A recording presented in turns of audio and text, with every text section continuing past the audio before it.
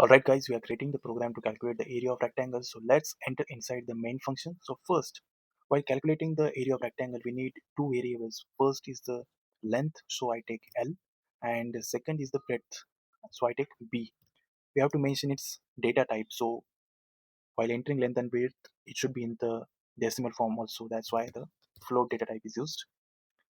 After creating the variable, I have to display one message. That's why I'm writing the printf function. Inside that, the message is there. Enter the length and breadth. Okay, after displaying this message, we have to provide the input. That's why we are using the scanf function. Inside that, right now we have the float data type. So our length and breadth may or may not be float or integer. So %f is used to represent those two variables. So first %f is for the length and second %f is for the breadth, comma, giving the address of length ampersand L, comma, giving the address of breadth ampersand B. After providing input, we have to calculate the area of rectangle. So again, displaying one message by using printf function.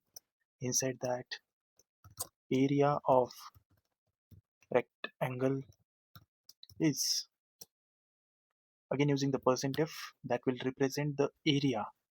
Here the formula is length into width, and that's it. Our area of rectangle program is completed. Now save it and ready to execute.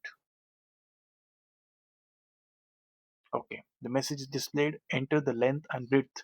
So I'm entering the length as 5 and breadth as